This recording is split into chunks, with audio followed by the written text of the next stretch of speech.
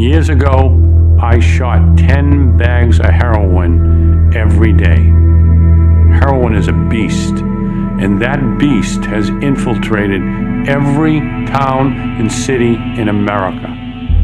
In 2016, 64,000 Americans died of an accidental overdose of opioids. I hope that the stories we bring you on this show save lives in 2018.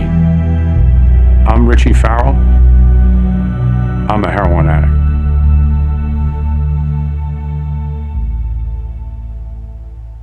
Hi everybody, welcome to the show. I'm a heroin addict. My name is Jasmine and I am the host of this show. And Catherine is back to co-host with us today. Richie is not here with us today. Hi Richie. Mr. Farrell is off doing other recovery-related things, helping save other people. Richie, I'm sure that you will be missed here. And I am sure that the viewers will certainly miss our arguments. We love you and appreciate you.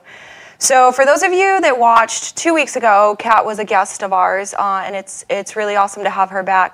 Kat has been a friend of mine for a long time now. We've seen each other go through different struggles, in our own personal recoveries, and Kat was there for support for me when I relapsed 2 years ago. So it's always an honor to have her in my presence.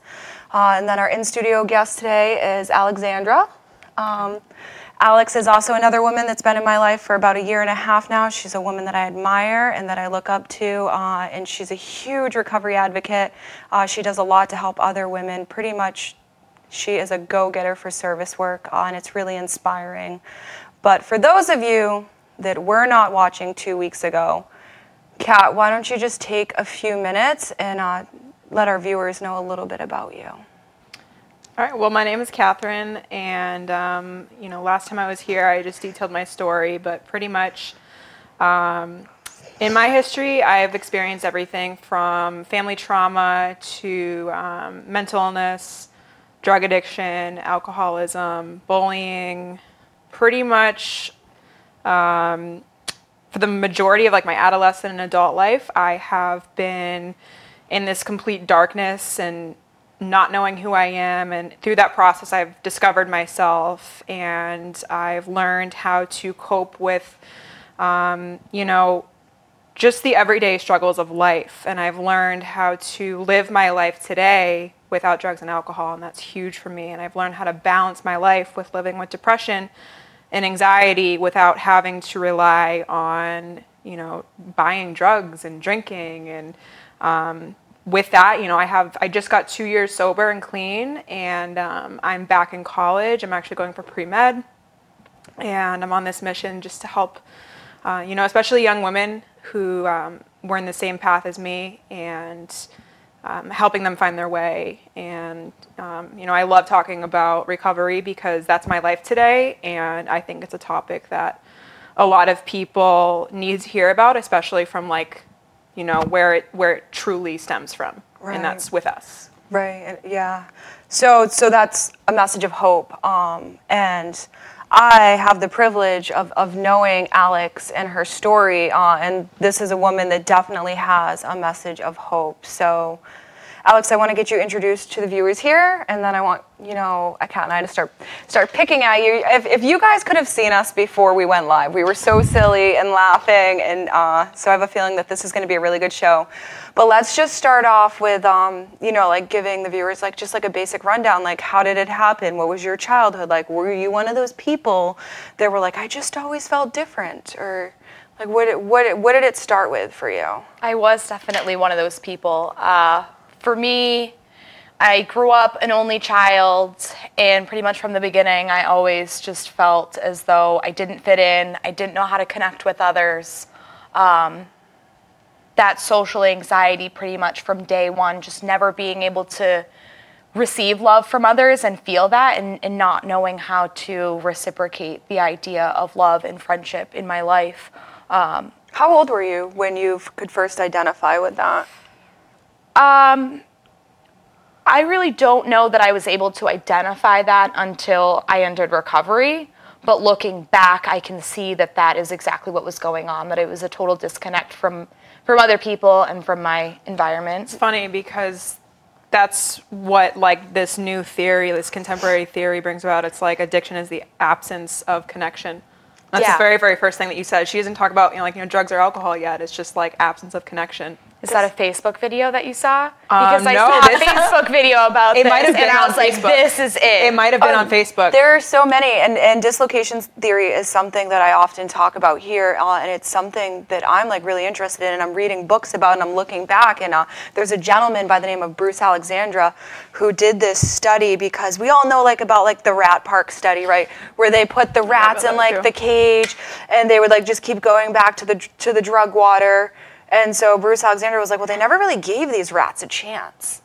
And so he made this. He put them in isolation first, and he gave them regular water and heroin water to choose from, and they all chose the heroin water. And then he created this like beautiful, luxurious rat park, and like they had like rat colonies, and like they had things to do. And most of the rats were able to form connections with one another and chose the regular water. And so he was like, this is really interesting. And they still have the heroin water available. Right. Yeah, well, I mean, it's like you can do your best to enter recovery, but if you're not creating relationships with people in recovery, if you're not finding things that you're passionate about, if you're not setting goals and doing something that gives you purpose, then at least my experience has been that I can't sustain any sort of sobriety. Right. Or if I can, I'm not feeling happiness or fulfillment in that sobriety. Were you a relapser? I mean, yes and no. I was, but I don't even really like to say that I was ever truly sober. Yeah. I was going to say, I would go to treatment. I would sort of be sober for a little while. I did the Suboxone thing, but I never really gave myself a chance and then went back to it. I never created those connections. I never got involved in any kind of recovery network. I just kind of existed and was looking to stay sober by doing absolutely nothing. How old were you when you first picked up? I don't know. Everyone always talks about this first experience that they had with alcohol and how like the gates of heaven opened up and everything was just like an aha moment. I have absolutely no idea when I first drank.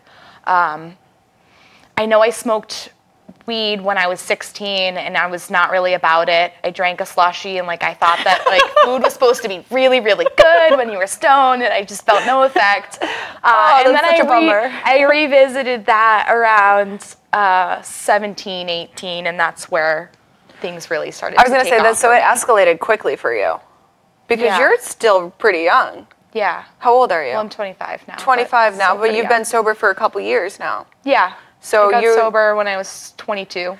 22. So in like a 3-year span, you went from a disappointed slushie to a homeless heroin addict. I'm going to keep it appropriate. We're censored here. Freudian slip. Yes.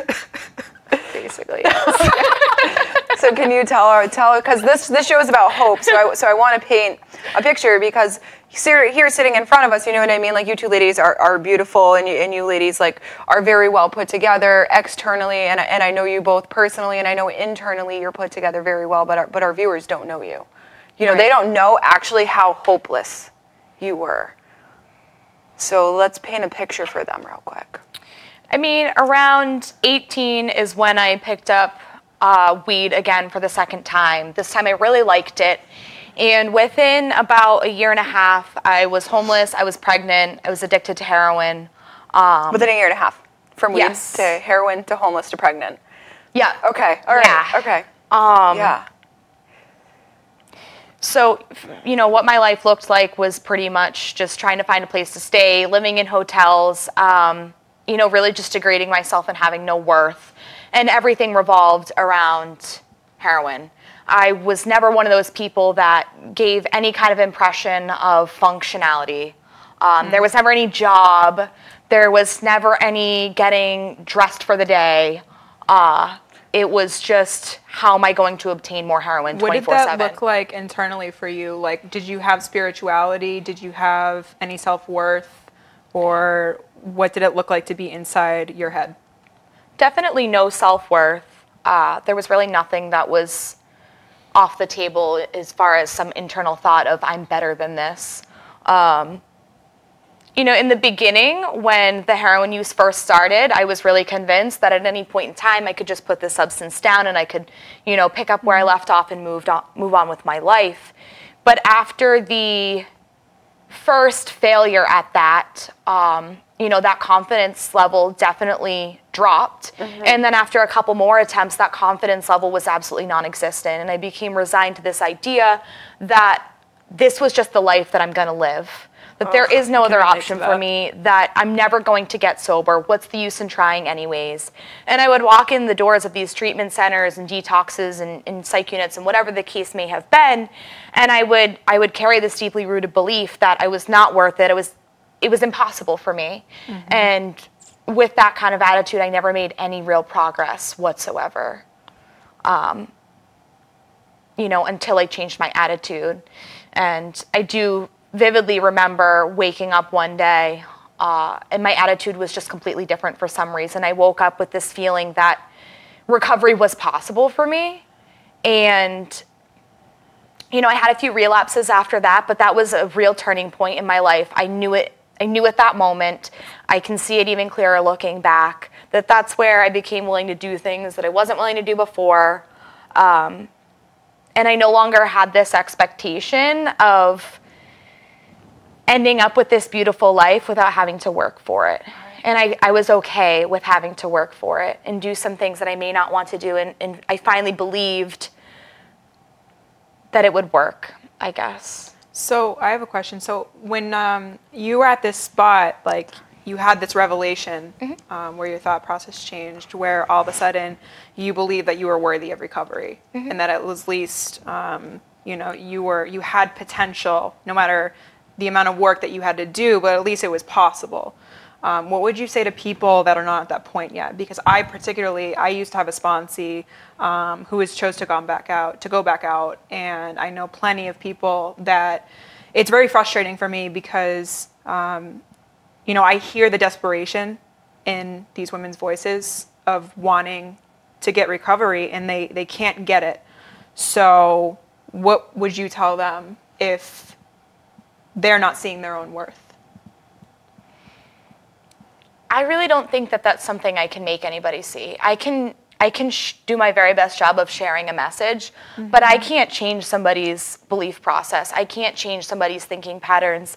I know for me, even before the drugs and alcohol came into the picture, my mom would put like self-help books in my room, and she very nicely put the Secret DVD in my DVD player and was like, you should really watch this. That's so great. You like wake up. God, like it was just not what I wanted to hear. I did not want the answer to be what it was. And so I had this role model in my life that really tried to show me from the very beginning that my attitude is everything, and that I do have the ability in the knowledge to change that and to do something about that. And I didn't like it. It seemed cheesy. I didn't want to be that positive person that walked around and just like everything was peachy, because those people are annoying, and I didn't want to be like that. You know, but that's really what it came down to. That shift in perception, that just simple change of attitude is where everything started to change for me. And I don't think that that's something that I can give to somebody else. It's funny that you asked that question, because I was thinking that too. That's the huge struggle. Yeah, I just love girls. I just love them until they're ready. That's what I do, right? Like, you're not ready? Okay, well, like, how's homelessness? Try it out. I love you. I'm here for you. You have to watch them suffer. Yeah, and like that's like, and for a long time, I would allow myself to suffer with them. And I would like or get frustrated because you feel like you're supposed to do something and it's not working. And it would drain all my energy. And so I believe in energy. I believe that I am an empath. And so I've had to learn for myself to, especially over, I'd say, the last 6 to 8 months of my life, I had to learn how to establish boundaries, to cut that off, because they are their own entity. They are their own being. And like I need to like love them without an attachment. Right. Yeah, and it's really hard sometimes. You just gotta. I just love them. And when I think of takes practice. I just think of someone in my life, you know, because I relapsed. I've been sober for like I'm coming up on 2 years now, And when I relapsed, even my last bout in recovery, I was able to acquire some time, but I had never really believed I was worth it internally, right? I was just like faking it till I made it. I was going through all the motions. And there was just like always women in my life that loved me and supported me. And when I relapsed, like those women were there and they loved me and supported me. And when I came back this time, and I was like, oh. And so they just showed me. And so I just show up, and it's like just my job to love women. That's it. And I just support them. So you had said, I have to do this for Mr. Farrell. He's not here. You had said you tried Suboxone. Yes. Okay. You should have known it was coming. Yeah. So I don't know if you've ever watched our show, and so this is... No, I just know that Richie is not a supporter of medication-assisted treatment. This is your opinion, and you're entitled to have it, and everyone's opinion is different. But I want you to share your own experience on Suboxone and what that looked like for you. Yeah, let's start there. Okay. All right. My own experience with Suboxone was a disaster. Okay. I had gotten pregnant. I went in to see my doctor, and I was honest about where I was at. What am I looking at? What do I need to do? Is this a child that I should be having? Have I destroyed this human being? And I was pretty much told that I needed to get on either methadone or Suboxone, and that if I didn't do that, that my doctor would not treat me, and that I wasn't going to be able to receive prenatal care. So with that, I decided Suboxone was the lesser of two evils. I got on that. My experience was that I still wanted to get high. And for the most part, I chose to inject Subutex throughout my entire pregnancy. You know, so not only was I acting on that behavior, but I was not remaining abstinent from other drugs. So I am a little bit resentful about that, because I know plenty of women since then that have gotten pregnant, that have detoxed off of other opiates and have gone on to have these healthy babies. And, you know, my experience was that I struggled to keep it together, and unfortunately my child was born addicted to the Subutex. So with that experience, I definitely, moving forward from that point, was not in favor of medication-assisted treatment. My knowledge of people that had tried medication-assisted treatment was that it wasn't effective. There was definitely a pride and ego involved with this idea of these people being in recovery, and that my recovery is better, or that basically I'm better because I abstain from all substances. And I chose last year to do a research paper on this topic, and the idea was that I was going to compare medication-assisted treatment to an abstinence model, and that I was going to argue in this persuasive essay that an abstinence model is the way to go. So with that, unfortunately, I found very little evidence that an abstinence model is the way to go. There's a lot of... What were the studies, though? Like, how were the studies done? Were they compared to abstinence people? Because I know that when I did research, like, the studies were done, which looked like to set up to prove that, like, the Suboxone model was the way to go. And there was, like, you know, like, some theories behind that. Certain credible sources, right. too. So, and I'm not discrediting that. I'm just, like, you know what I mean? If anything, it helps that argument. There's so many things to take into consideration. So one, people who prefer an abstinence model are likely involved in a 12-step fellowship. Right. It's not going to be very easy to find studies done on people who participate in 12-step fellowships, right, because it is anonymous.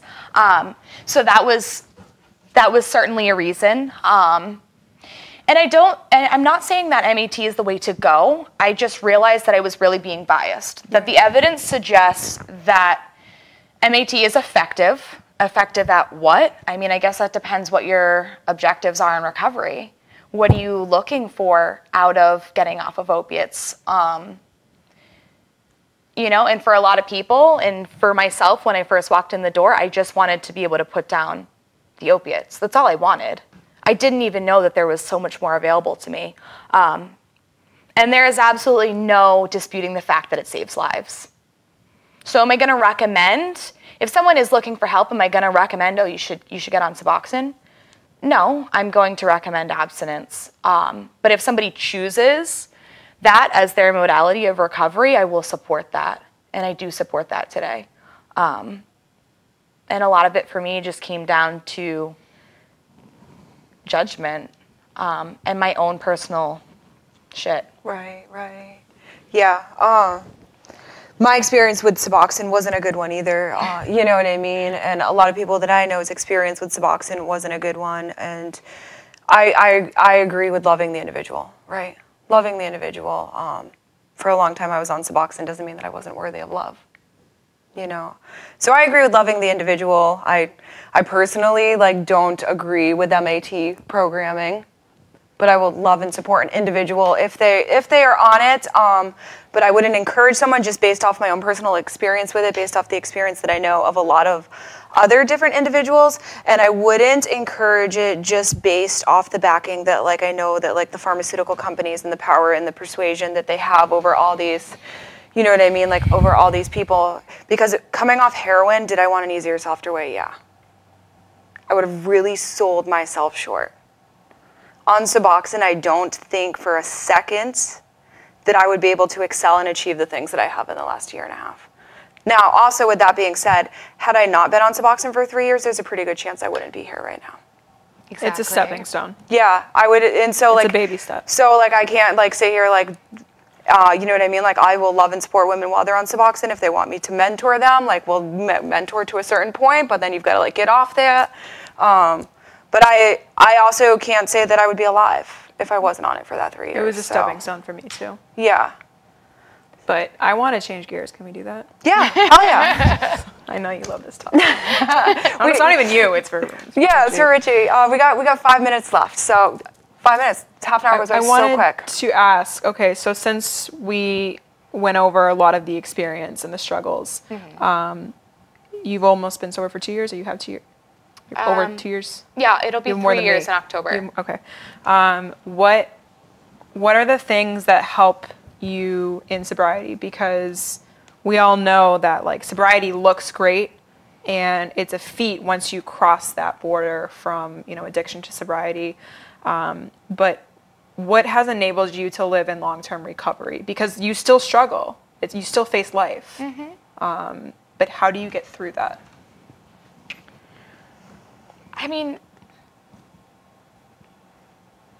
it's really just a change of perspective. I mean, I don't face this issue and be like, oh, I gotta pull out my toolbox and do these things. The way that I react to things has naturally just changed. And that's been through, 12 steps in a relationship with God. As we talked about earlier, connecting with other people is really, really important. Fellowship is so huge. Having this fellowship of people, having accountability from people who I reveal myself to, because I can know you and I can choose to not reveal anything about myself to you. So having people that I'm authentic with, that's really the biggest thing for me is connecting with others, trying my best to rely upon God. When I'm not paying attention, it's easy for the busyness and the chaos of life to blot that out. Absolutely. But when I am looking, the presence of God is absolutely there with me. And that's what I really just need to stay conscientious of. That's Solid. great. Yeah, that's great. Absolutely. I had a question, but I forgot what it is. So, right. Sorry, I talked about it for so long. It was beautiful. That was very beautiful. So we only have 4 minutes left. So if there is, a man or a woman watching right now, and you could offer them any kind of inspiration, or someone that's just struggling, with addiction, what would you say to them? Because they're watching. You can speak right to the camera. Just believe in yourself. If you don't believe in yourself, find somebody that does, and surround yourself with people that are going to build you up. Because we need people around us that are going to support us and tell us that we're worth it until we can believe that for ourselves. Yeah, that's really good. Absolutely. I remember what I was going to say now when you were talking about accountability. So when I first got sober, I tried to force myself to fit this mold because I had gotten like sober on this mold, and I was like, okay, like you must pray, you must meditate, you've got to do like this daily check-in, and I was like trying to force like my soul and my spirit to like fit in this thing. It was all fear-based because I was so scared to relapse. And like around a year sober, I started hitting a lot of pain. And I was like, what the hell's going on? And I wasn't being authentic with people. I wasn't being honest about like where I'm at. And like, I'm really fucking struggling, sorry I just swore, to show up this way. Yeah. And like, I had to get honest with people, and people were like, that's okay. It's okay. And then I got like relief from that. I was like, holy cow, like this is okay. It's okay to like really be struggling this bad. And like I made it through that struggle, and you know what I mean? And like since then, like it's been like up and down and up and down. And you know, like the one thing that's always been a constant in my life is that like I've had women to turn to. Yeah. Because like I don't know the answers, and I'm an individual that is like so driven and so fear-based, and it's just ingrained who I am. Like I need to show up perfect. I need to show up perfect. Right. I mean, I want to set my goals high while also keeping my expectations realistic. Because you talk about all of these things that you were doing, and I know I found myself comparing myself to you specifically, and the way that you work with other women and the time you dedicate to stuff like that. And I had to just own my truth, and that is I am not able to do that. I cannot dedicate that time. I will dedicate time, but not that level of time. And I have to set boundaries in my life, because if I don't maintain structure, then I get tired. And when I get tired, history suggests that I give up. Yeah, worn out. That's the worst feeling ever, just like worn out and run down. Kat, what about you? What would you say to someone watching? Putting me on the spot.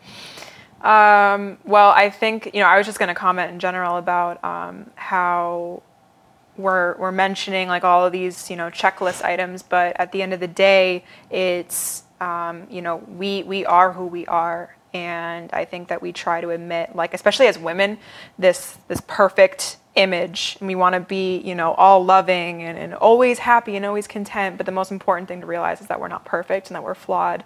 And accepting who you are at any given time and accepting your circumstances. For me, that means that if I wake up with depression, which has been my last couple of weeks, it sucks. I don't want to be like this. And especially when I'm around people who are happy, like, that just makes me like, I'm like, why am I like this? But I have to just show up and know that I'm going to be okay. All right. So this has been a great show. A half hour flies by. Alex, so all of our original guests canceled last minute, and Alex and Kat filled in last minute. You ladies are amazing. And stay tuned, because Scott Plant is coming up next, and he is an artist, and he just released his new album, and we're going to play the video for you. Thank you.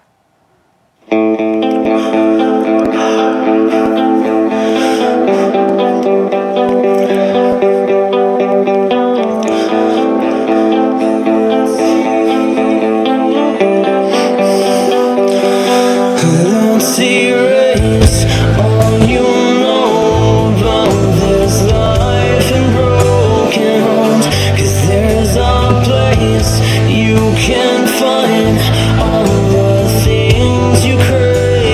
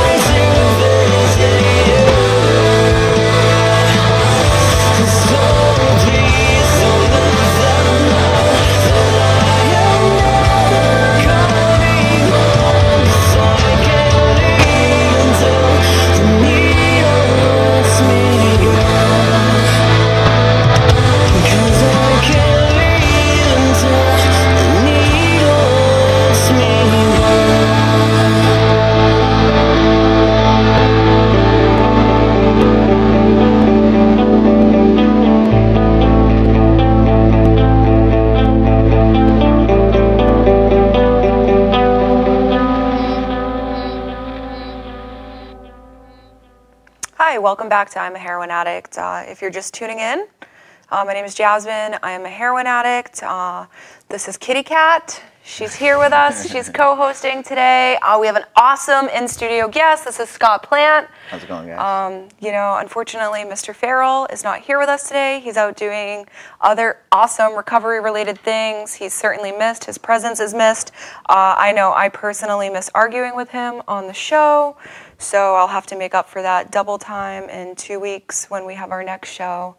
You know, we had an awesome show right before this with a young lady named Alex who offered a lot of hope. And I'm really excited to actually interview Scott because he has some really cool things going on in his life right now, which is really inspiring from someone who came from being so hopeless to doing things that a lot of people wouldn't even believe in themselves enough to achieve, and you sounds like you came from the bottom of the barrel and like you're making your way back up there. So I want you to just take a minute and introduce yourself to our guest and let them know a little bit about you and let them know about the really cool things that you have going on in your life. What's going on, everybody? My name's Scott. I'm a singer-songwriter out of New Hampshire. I've been traveling back and forth to Tennessee pretty much over the course of the last 6 months, but it's really been a year process since I was released from prison a year ago to record an EP, a 9-song EP with record producer Brett Hessler.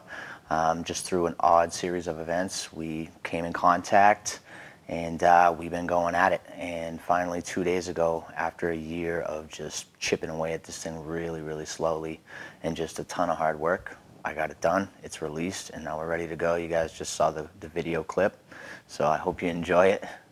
So for our viewers who don't know who Brett Hessler is, he was once the touring bassist for Creed.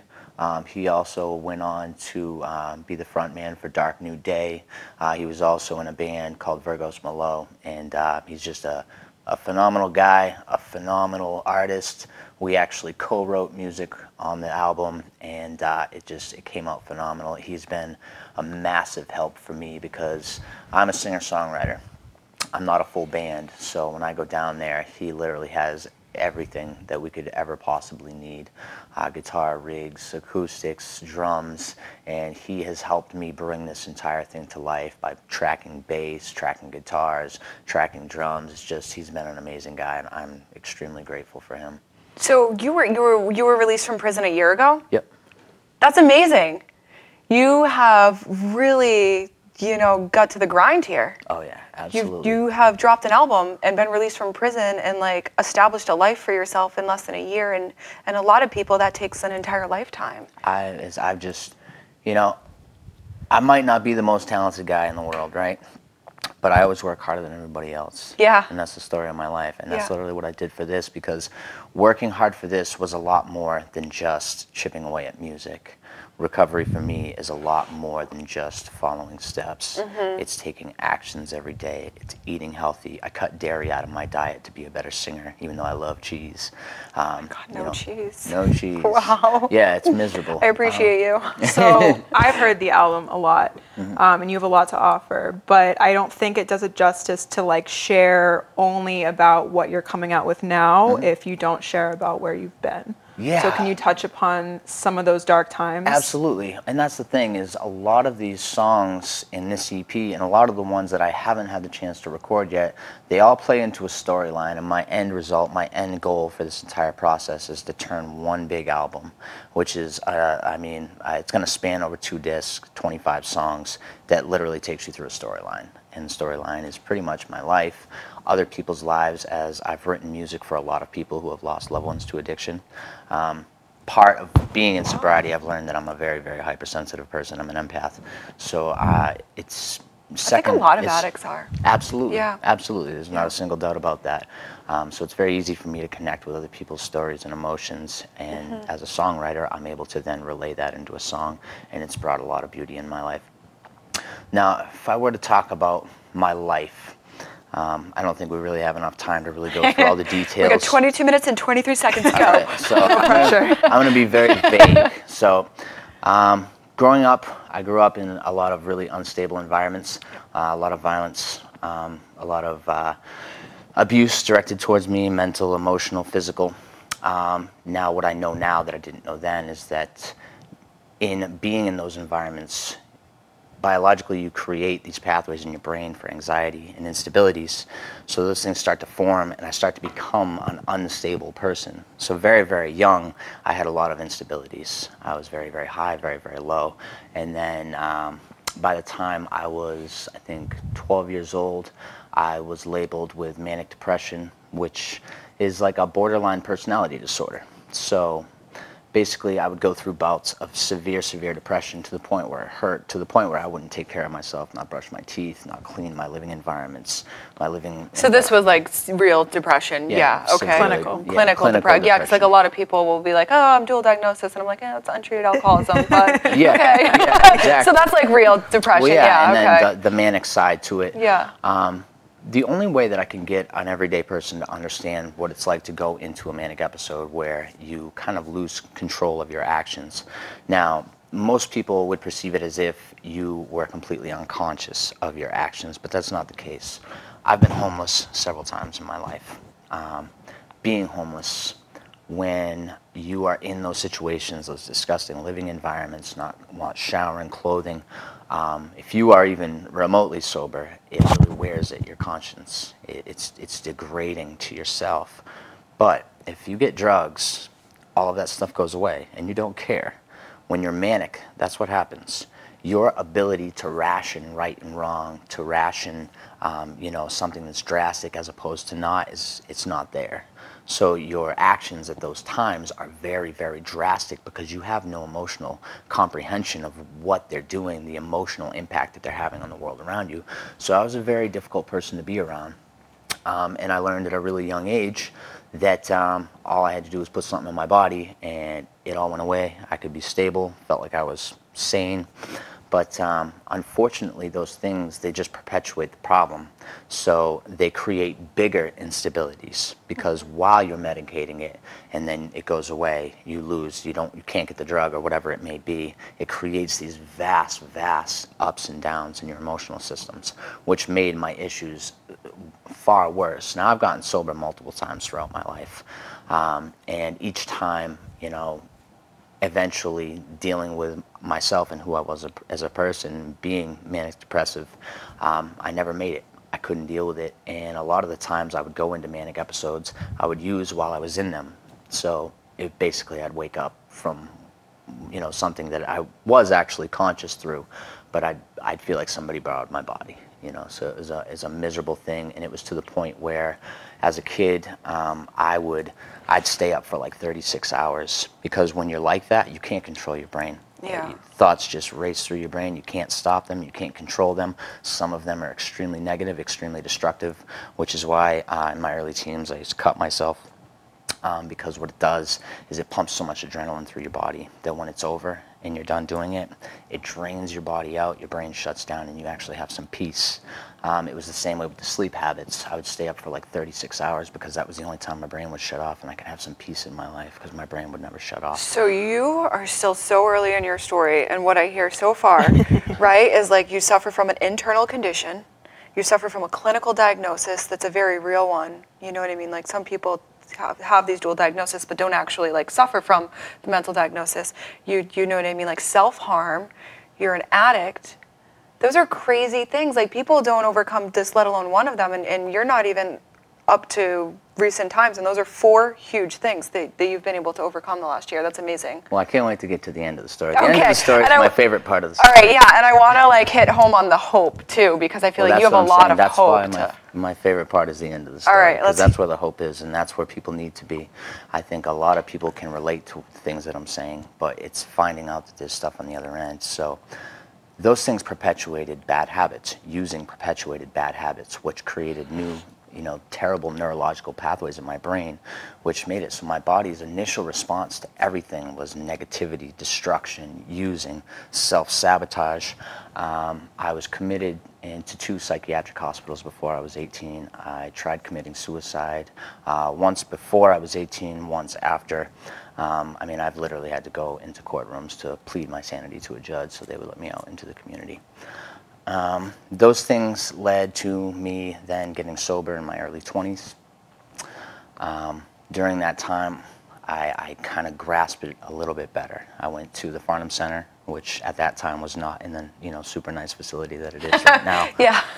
But it was still an absolutely beautiful place, amazing place. And I had been singing my whole life because singing was my vent.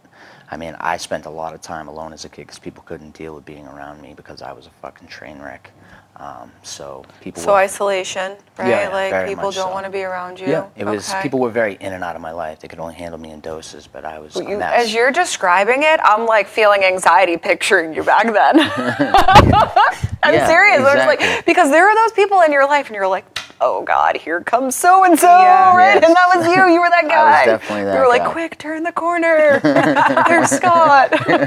Yeah, I was definitely that guy. But those things also perpetuated less value in myself. I had no value for myself from a very, very young age because of the things that were said to me and told to me, you know, about, you know, my character or whatever it may be that people degraded.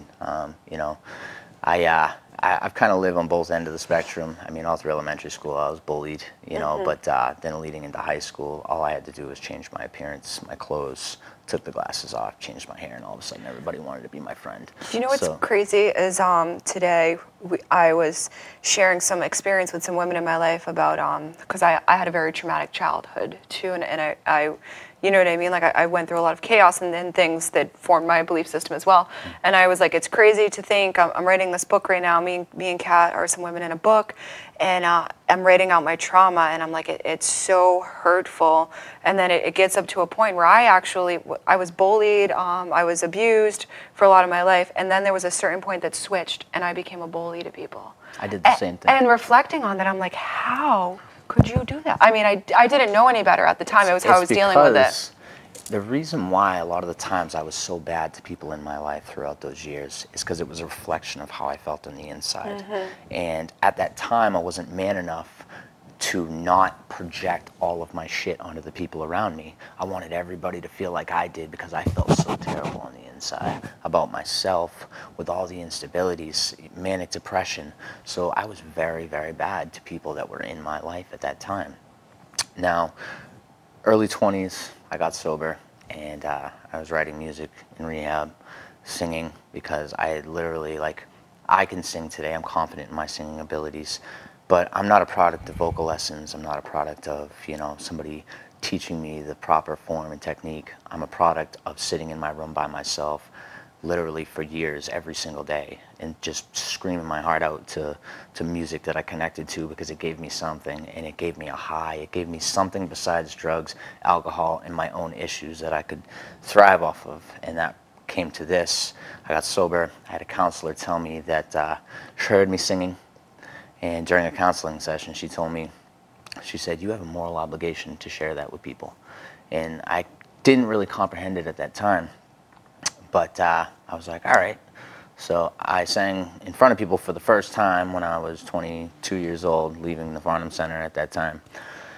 And then I went on a mission to try to pursue it as a career. I picked up everything. I left. I moved to Tennessee. But before that, I was sober for about 10 months. I felt like I was really grasping it, was working the steps. And then I had an emergency surgery. I went into the surgery like screaming, like, don't give me medicine, don't give me medicine, I'm a recovering addict. And, you know, a bunch of doctors sat around me and said, if you're serious about your recovery, you'll just continue it afterwards. You're going to need narcotic medications. Yikes. Yeah. It's a bit frightening. I've had a series of surgeries on my mouth over the last year. And every time I go into there, I tell them, like, no prescription. And then I leave there with, like, a prescription of Percocet. I'm like, they don't get it. I literally tell them, and they'll still write it out for me and hand it to me. And I'm just like, okay, I just throw it away. But yeah, well, it's good that you have that type of mindfulness and control to understand, because sometimes your demons will still speak to you. And there's always that one little thing that'll be like, well, why not just go grab them and just keep them in the house just in case you need them? You know what I mean? And my mind played those terrible tricks on me for a very long time.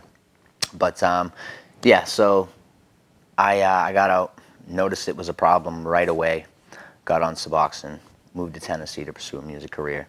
Did not take. Let's do it. We don't even have. Okay. Let's do it. Okay. Let's do it. Yeah, you guys actually already said everything that I would say about it. What it does when you are on Suboxone, it keeps the addictive part of your brain active. That's a scientific fact. So it really, in the long run, does not benefit you.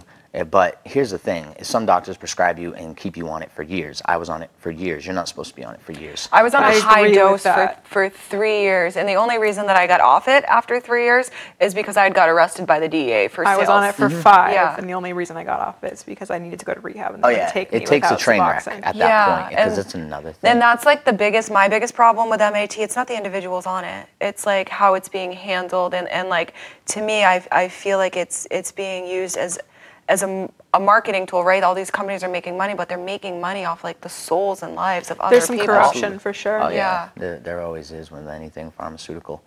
But yeah, now mind you, I wasn't stealing. I wasn't completely destroying my life every single day. So if somebody who is out sticking a needle in their arm every day wants to transfer over to Suboxone, where they're not going to take the risk of dying every day so their families don't have to bury them, then I will absolutely advocate for that. But you have to keep it in your brain. You have to acquire the strength to understand that those things are supposed to play out over a short period of time. But the problem is, for me, I thought I was permanently damaged. I thought that I was never going to get better, and I thought I could just be on it for the rest of my life and I would have no issues. But they would have loved that. They would have loved that. But it never plays out that way, right? Ever, because you're keeping the addictive side of your brain and you're still numb. There's a lot of numbness to the world. Absolutely. So, needless to say, things in Tennessee didn't work out. I was down there for years. Just wasn't the best time for me. Even though I had fun, I toured around down there, I played with good musicians. That aspect of it I liked, but my own personal life was just a mess, and I ended up moving back to New Hampshire, which was actually the worst thing that I ever could have did at that time. I came back here, decided I was going to start a business. One thing led to the doctor I was supposed to transfer to not taking me in. All of a sudden, no more Suboxone. So all of a sudden, what am I doing? That addictive part of my brain was still active the whole time. Devices. Yeah, so boom. All of a sudden, when I'm sick, I need the first thing that is going to make me feel better. And what was the first thing I found? Heroin. That led to just the worst of my addictions have ever been, and they've been extremely bad. Like I said, I'm not even going to share the drastic details of my life. You've been like homeless and living outside, right? You told me like not shower. I know that feeling because I have too, like that feeling of like not showering and like your clothes are literally like just embedded in your skin, and it's just and play into the manic depression part of it. I've lived in living situations where there's literally, layers of trash along the whole house, and I'm literally like sifting through these things trying to find drugs, to keep me from being sick. So, even certain smells will bother me still to this day just because of those things. But that ended up leading to me getting incarcerated. I went to prison for 3.5 years. I was sober when I first went in because I'm like, I just completely ruined my life. But this is an opportunity for me to get clean and just take advantage of this, And as soon as I got sober, a few months in, the bipolar stuff started kicking in again. It's funny, but I had an attack, and I was fully conscious through it, and I thought there had to have been something physically wrong with me because I actually have physical sensations in my brain when it happens. So I wrote out this big list of all these symptoms that I was having. I went up to the nurse. I gave her the paper. I'm like, look, something's wrong with me. You got to do something. She looks at this thing, looks at me. She's like, okay. The next day, they call me down to the infirmary. I'm like, sweet, they're going to check me, maybe MRI or something. And it wasn't. It was a psychiatrist. So they put me on mood stabilizers, which helped. Probably ended up being a really good thing, though. Yeah, it benefited me in the long run, but I've gone on and off medications. But today in my life, I'm on my way off of medications completely because I do a lot of holistic things that are actually healing me. They're not masking my issues. I use essential oils. I mean, I got my lavender stuff in the car just because I have severely bad anxiety attacks still. But I didn't stay sober in prison. I couldn't. Being as hypersensitive to people, situations, environments that I am, going in there, being in such a high-stress environment, I didn't stay sober. Started using almost immediately once I got into the prison, and managed to squeak my way through the system. Got out to the halfway house a week before I was going to get released. I was just full-blown shooting heroin again. I overdosed in the bathroom. they sent me back for failed drug tests, and this time around I was just beat up, knew I was going back to prison, going to be staying past the amount of time that I was supposed to have to stay there on my minimum.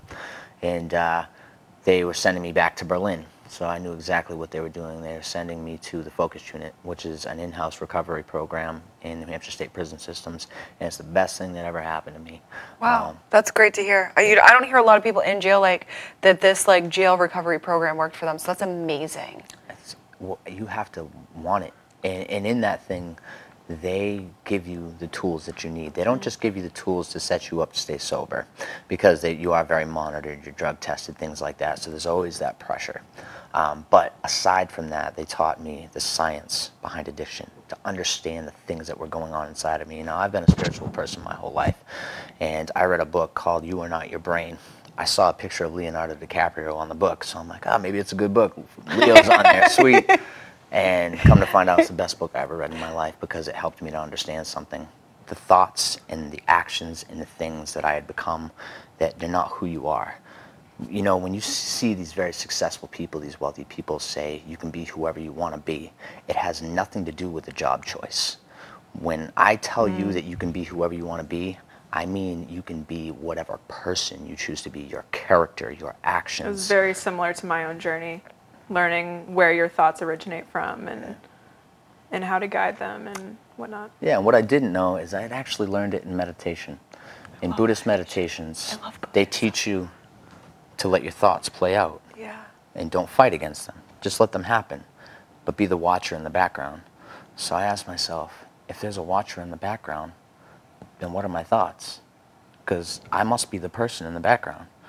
I am that person in the background. That person in the background is a higher level of consciousness that we have to tap into something greater than ourselves, to allow the shit that you have become to just play out.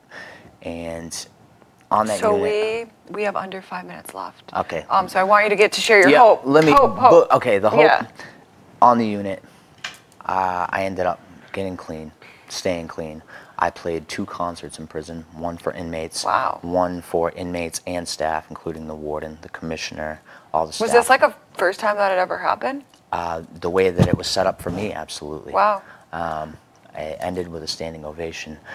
Basically, what I got in there was enough sober time for me to finally see something in myself that people had told me I could be for years. I actually started to care about myself. You gain a sense of purpose. Yeah, and I was able to look in the mirror and be like, I love that person. I want to do things that are healthy for that person.